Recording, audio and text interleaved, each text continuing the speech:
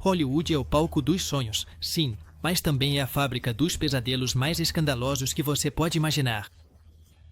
Isso não é apenas um resumo das grandes estrelas. É um raio-x sem censura das maiores gafes, dos egos mais inflados e das vinganças mais frias já vistas nos bastidores. Bing Crosby, o rosto simpático que escondia uma sombra. Até que ponto uma imagem pública pode distorcer a verdade por trás das portas fechadas? Bing Crosby, um dos ícones mais brilhantes da era de ouro de Hollywood, deixou uma marca inesquecível com sua voz suave e seu sorriso encantador. No entanto, por trás da fachada impecável do artista que cantava canções de Natal e estrelava filmes adoráveis, escondia-se uma história muito mais sombria e dolorosa. A figura paterna que milhões adoravam nas telas foi descrita de forma completamente oposta por seu próprio filho, Gary Crosby, que revelou detalhes que chocaram o mundo e colocaram em dúvida a percepção idealizada que muitos tinham sobre ele. O livro Going My Own Way, publicado em 1983 por Gary Crosby, foi uma verdadeira bomba midiática. Nele, Gary retrata seu pai não como o homem carinhoso e atencioso que todos imaginavam, mas sim como um indivíduo severo e, em muitos casos, abusivo. Segundo suas memórias, Bill impunha um regime disciplinar brutal que ia muito além dos sermões rígidos típicos da época. Gary falava sobre surras com cintos de couro adornados com taxas e humilhações constantes que minaram a autoestima de seus filhos. Essa imagem devastadora não só abalou a indústria, como também abriu um debate sobre a vida privada das celebridades e o verdadeiro custo de crescer sob a sombra da fama. O mais doloroso foi descobrir que os efeitos desse ambiente familiar tóxico deixaram cicatrizes indeléveis. Dois dos filhos de Bing, Lindsay e Dennis Crosby, lutaram durante anos contra a depressão e o desespero, até que ambos tomaram a trágica decisão de tirar a própria vida. Esse desfecho fatal acrescentou um tom ainda mais sombrio à história, deixando muitos se perguntando se a severidade extrema que eles vivenciaram em casa contribuiu para seu destino infeliz. O paradoxo entre a imagem pública e a privada nunca havia sido exposto de forma tão dramática. Mas é aqui que a história toma um rumo fascinante. Bing Crosby não enfrentou apenas conflitos familiares intensos, mas também viveu tensões em seu círculo profissional. Um dos aspectos menos conhecidos, mas igualmente reveladores, é a relação com seu famoso colega de tela, Bob Hope. Ambos estrelaram juntos 7 filmes da bem-sucedida série Road. E embora a química que mostravam nas telas fosse inegável, fora dos holofotes a realidade era bem diferente. Bob Hope chegou a confessar em particular que não suportava Bing, em algumas ocasiões, até o detestava. Esse dado desmonta a percepção pública que os via como uma dupla artística carismática e engraçada. É impressionante pensar que as risadas e a camaradagem que encantavam o público eram sustentadas por uma relação fria e distante nos bastidores. Além disso, a relação entre Bing e Hope reflete um aspecto intrigante de Hollywood em como a indústria pode orquestrar uma imagem perfeita, mesmo quando as relações pessoais são tensas ou inexistentes. Os estúdios, cientes do apelo comercial que a dupla gerava, garantiram que qualquer animosidade entre eles ficasse bem escondida, pelo menos até muito depois de seus anos dourados. No entanto, nem tudo foram sombras permanentes na vida de Crosby. Em seus últimos anos, Bing buscou se redimir, tanto publicamente quanto dentro de sua família. Embora nunca tenha negado totalmente os métodos rigorosos com que criou seus filhos, ele realmente tentou se aproximar mais deles, embora alguns considerem que foi um esforço tardio. Também se dedicou a apoiar causas beneficentes e mergulhou na música até seus últimos dias, deixando um legado artístico que, apesar das controvérsias, continua sendo celebrado em todo o mundo. Milton Berle, o tio que ninguém gostaria de ter. O que acontece quando a comédia, em vez de unir e alegrar, divide e desperta ressentimento? Milton Berle, conhecido universalmente como Tio Milt, parecia ter a fórmula perfeita para fazer multidões rirem.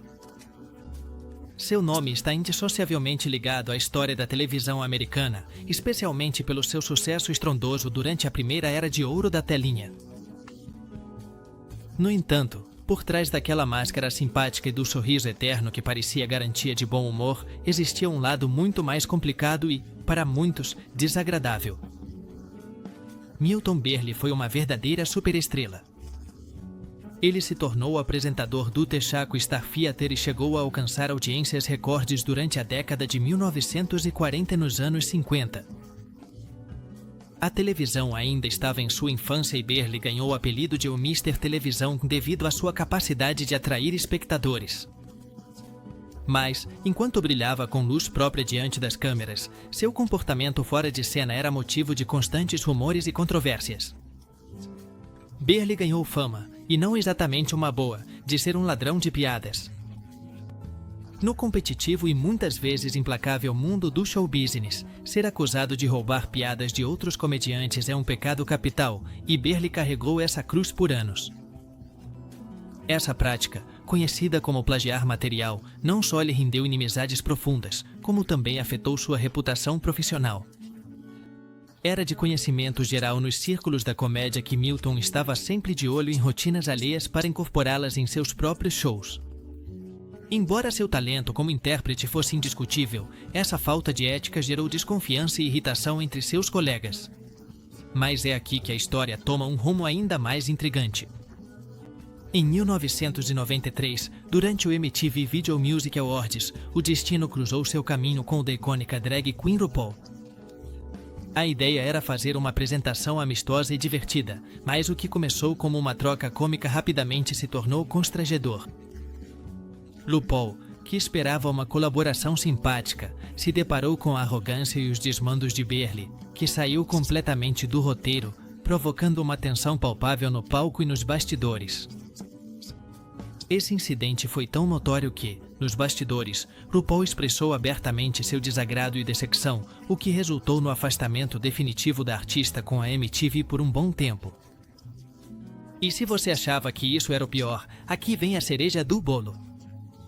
Em 1979, Berle teve a honra, ou melhor, o desastre, de ser apresentador convidado no lendário programa Saturday Night Live. O que poderia ter sido um marco em sua carreira acabou se tornando uma mancha inesquecível. Durante os ensaios, Berle tentou monopolizar absolutamente tudo. Ele queria impor suas próprias rotinas, controlar a direção e tomar decisões sobre toda a produção.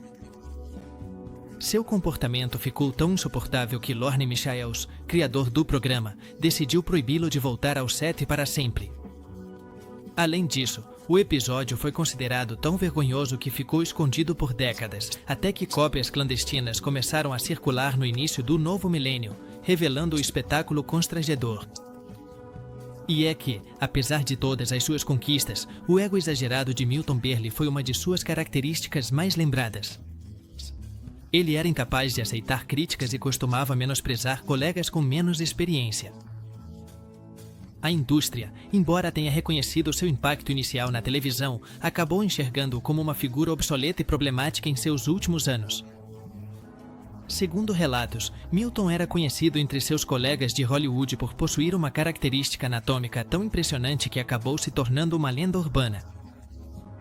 O tamanho de sua virilidade era assunto de piadas internas e, em várias ocasiões, colegas famosos como Frank Sinatra e Sammy Davis Jr. fizeram referências veladas a esse tema durante entrevistas e apresentações. Esse assunto era tão célebre que chegou a ser mencionado até mesmo em seu obituário no New York Times, algo realmente inusitado para uma figura pública. Zsa Gabor, a rainha dos escândalos e do desprezo da Louisiana. O que é mais duradouro, a beleza ou a controvérsia? Se alguém soube encarnar ambas as facetas de forma explosiva, essa pessoa foi Zsa Gabor. Só de ouvir seu nome já evoca imagens de glamour deslumbrante, festas intermináveis e tapetes vermelhos iluminados por flashes. No entanto, por trás do brilho das joias e das sedas, existia um caráter tão afiado e implacável que transformou sua vida pessoal em um drama mais apaixonante do que qualquer filme de Hollywood. Zsa não foi apenas uma estrela, foi um ícone da controvérsia, com uma língua afiada e uma atitude que deixava muita gente de boca aberta. Nascida na Hungria e catapultada para a fama nos Estados Unidos, Zsa parecia destinada a reinar tanto na alta sociedade quanto nas telas. Seu rosto de porcelana e sua atitude altiva lhe garantiram um lugar na história do cinema, embora, ironicamente, seu maior legado não tenham sido seus filmes, mas sim sua habilidade de gerar manchetes sensacionalistas. Uma característica marcante de sua vida foi o relacionamento complicado e, para muitos, francamente cruel com sua filha Francesca Hilton. O que começou como um laço aparentemente forte, com Francesca acompanhando a mãe em eventos e posando juntas para as câmeras, desmoronou de forma drástica e pública. O estopim dessa ruptura foi tão trivial quanto revelador. Francesca, segundo relatos, deixou de demonstrar interesse em usar maquiagem e em manter a imagem glamourosa que Zazá tanto valorizava. Essa mudança foi vista pela diva como uma traição à própria essência de seu legado, e o vínculo entre mãe e filha nunca se recuperou totalmente. Mas a ferida mais profunda veio após a morte do pai de Francesca, o magnata hoteleiro Conrad Hilton. Esperava-se que Francesca recebesse uma fortuna, mas o que ela obteve foram apenas $100.000, uma quantia irrisória considerando a imensa riqueza do clã Hilton. Essa dessecção financeira só piorou ainda mais a já deteriorada relação entre mãe e filha. Francesca lutou durante anos nos tribunais para obter o que considerava ser sua parte legítima da herança, mas foi em vão. Apesar de ter crescido cercada de luxo, ela terminou seus dias na precariedade, enfrentando sérios problemas financeiros e, segundo alguns relatos, passando suas últimas horas em condições modestas em Beverly Hills. Zazá, longe de estender a mão para ela, manteve uma postura fria e distante, deixando claro que sua prioridade era a aparência pública e não a reconciliação familiar. Mas nem tudo na vida de Gabor girava em torno de sua filha. Ela era conhecida por sua atitude arrogante com praticamente todos ao seu redor. Muitos a compararam com as Kardashians de hoje em dia, embora, em defesa de Zazá, ela tenha construído sua fama em uma época em que não existiam redes sociais e em que o carisma e a ousadia precisavam ser presenciais. Sua língua afiada se tornou sua marca registrada. Frases como "E nunca odiei um homem o suficiente para devolver seus diamantes" só se tornaram lendárias e refletiam sua filosofia de vida centrada na opulência e na autossuficiência.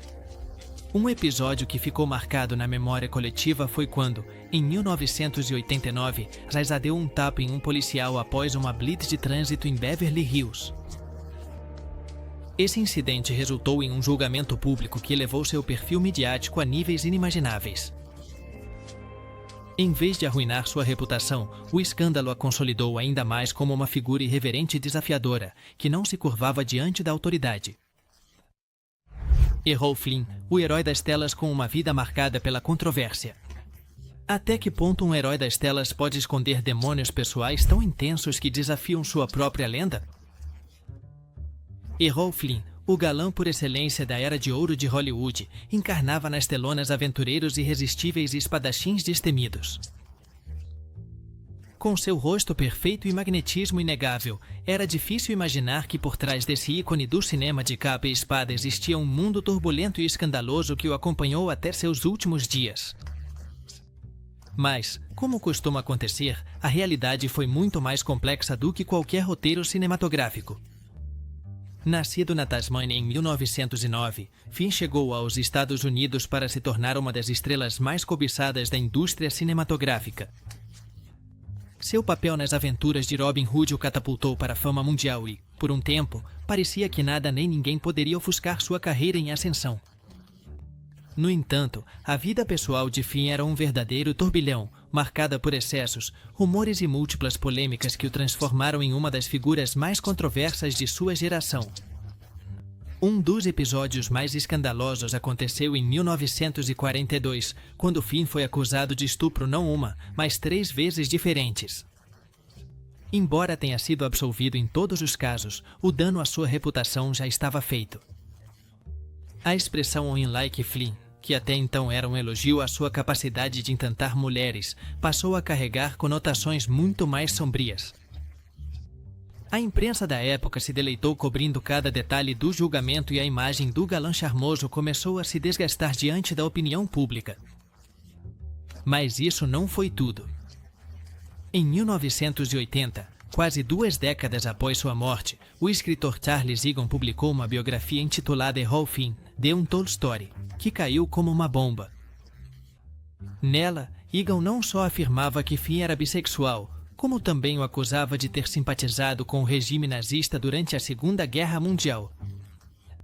Essas revelações, embora impactantes, foram posteriormente desmentidas por várias investigações e biógrafos que colocaram em dúvida a veracidade das fontes de Egan. Ainda assim, esses rumores deixaram uma sombra persistente sobre a figura do ator, alimentando a lenda negra que cercava seu nome. Gene Kelly, o mago da dança e as sombras do escândalo. Será que um ícone da elegância pode esconder, por trás de seus passos leves, um temperamento tão duro que contrasta com a imagem que o público idolatra? Gene Kelly, um dos dançarinos mais virtuosos e admirados da história do cinema, conquistou os corações de milhões com sua energia vibrante e seu sorriso encantador.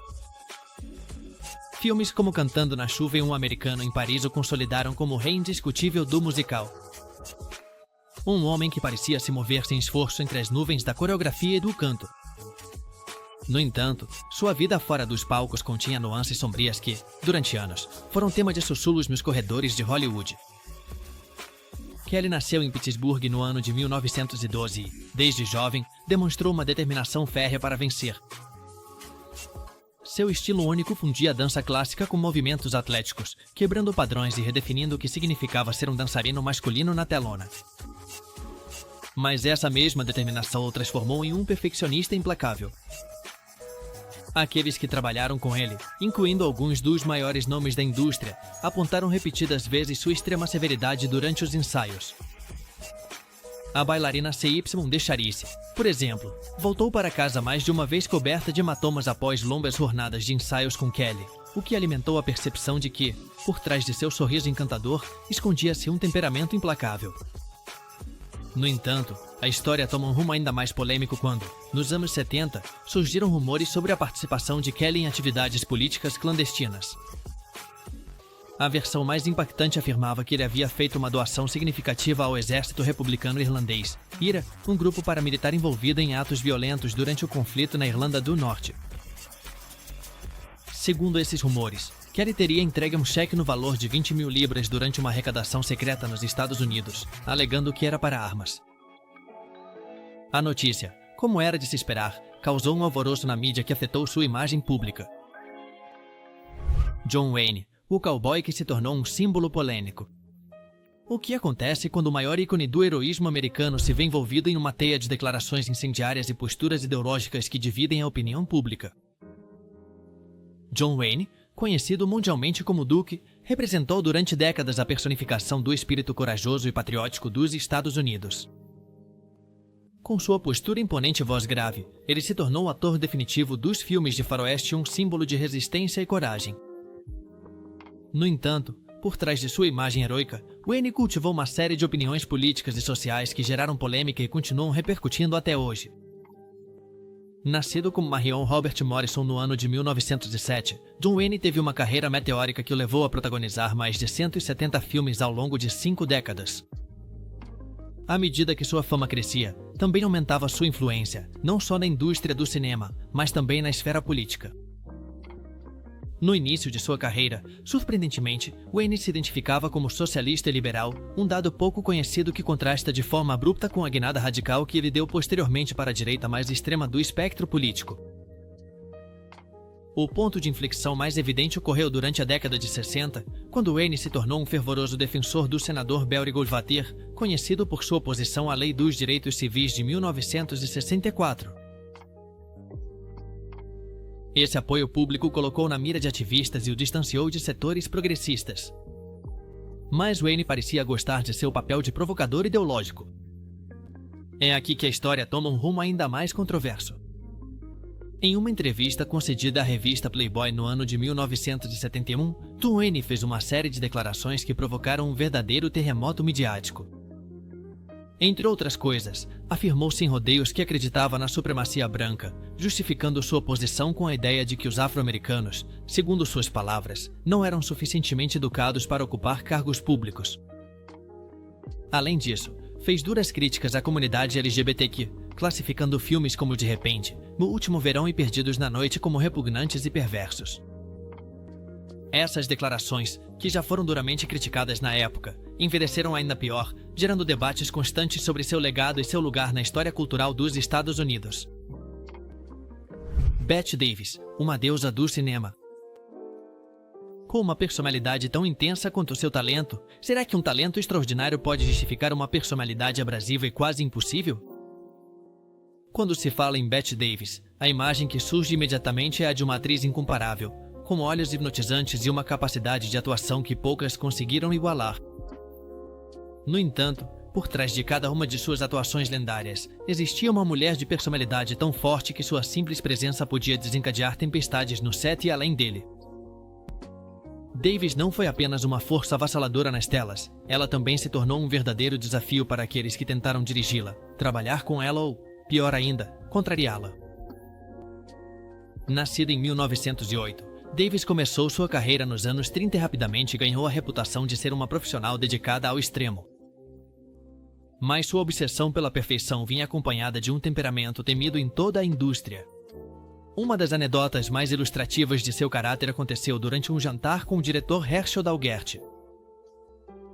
O erro de Daugherty foi apontar o dedo para Davis durante uma conversa acalorada. A atriz, sem perder tempo, lançou uma enxurrada verbal tão feroz que conseguiu esvaziar metade do restaurante. Depois da explosão, Davis voltou para seu assento com absoluta calma e continuou comendo como se nada tivesse acontecido. Essa cena exemplifica como ela podia passar da fúria mais intensa para a serenidade absoluta em questão de segundos. Mas não foram apenas seus confrontos verbais que deixaram marca. Durante as filmagens de Mr. Skeffington, Davis tinha o hábito de enxaguar os olhos entre as cenas para suportar as luzes fortes e evitar que seu olhar perdesse intensidade diante das câmeras. Foi justamente essa rotina que se tornou alvo de um ato arrepiante. Alguém no set, nunca identificado, envenenou o líquido ocular que Davis usava regularmente. Embora, felizmente, a tentativa não tenha tido consequências fatais, o incidente deixou todos chocados e espalhou o terror entre a equipe de produção. O diretor Vincent Sherman chegou a brincar, com humor sombrio, que se reunisse todo o elenco e equipe para perguntar quem teria motivos para querer matar Davis. Pelo menos 100 pessoas levantariam a mão. Essa piada, embora exagerada, dá uma ideia do clima que se vivia ao redor da atriz. A intensidade de Davis não se limitava apenas ao seu ambiente de trabalho. Sua vida pessoal também era um reflexo de seu caráter combativo. Ela teve 4 casamentos fracassados, todos marcados por tensões e desencontros, e seus relacionamentos com colegas de Hollywood eram, na melhor das hipóteses, complicados. Uma das rivalidades mais famosas foi a que ela teve com John Crawford, um confronto que se tornou lendário e que mais tarde foi dramatizado na minissérie Field, em 2017. Essa rivalidade atingiu seu auge quando Davis foi indicada ao Oscar por seu papel em O que Terá Acontecido a Baby Jane, enquanto Crawford não recebeu nenhuma indicação. Em um ato calculado para roubar os holofotes, Crawford se ofereceu para aceitar o Oscar em nome de Anne Bancroft, vencedora daquele ano, ofuscando assim Davis na noite mais importante da indústria. Mickey Rooney, o garoto de ouro. Com uma vida marcada por escândalos. Será que uma vida repleta de fama precoce pode se transformar em uma espiral de excessos e controvérsias? A história de Mickey Rooney parece responder essa pergunta com um sonoro sim. Rooney, que começou sua carreira quando ainda era criança, conseguiu conquistar o coração dos Estados Unidos e se tornou um dos atores mais prolíficos da era de ouro de Hollywood. No entanto, seu talento e carisma contrastavam fortemente com sua vida pessoal, que foi marcada por um caos constante de casamentos fracassados, declarações escandalosas e decisões pessoais que, repetidas vezes, o levaram às manchetes da imprensa sensacionalista. Rooney nasceu em 1920 e estreou no mundo do entretenimento antes de completar 5 anos de idade. Sua carreira decolou vertiginosamente durante a adolescência, consolidando-se como um dos atores mais bem-sucedidos da década de 1930. Filmes como National Velvet e a série Andy Hard o transformaram no garoto de ouro da indústria. Mas o sucesso profissional logo foi ofuscado por sua vida amorosa e pessoal, que parecia saída diretamente de um roteiro melodramático. Ao longo de sua vida, Mickey Rooney se casou 8 vezes, algo que não passou despercebido em uma indústria obcecada pela vida privada de suas estrelas. Entre suas esposas estava Ava Gardner, uma das mulheres mais belas e célebres de sua época. No entanto, esse casamento, como muitos outros em sua vida, foi cheio de turbulências. Em sua autobiografia Life is Too Short, Courtney não apenas relatou suas aventuras amorosas com ousadia, mas também ofereceu detalhes explícitos sobre seu relacionamento com Gardner e outros romances clandestinos que surpreenderam seus leitores. Um dos episódios mais polêmicos que ele contou foi sua primeira visita a um bordel, acompanhado nada menos que por Milton Berle, outro nome associado ao escândalo. Além disso, no livro ele confessou ter presenciado um encontro lésbico entre a lendária Tallulah Bankhead e outra atriz famosa.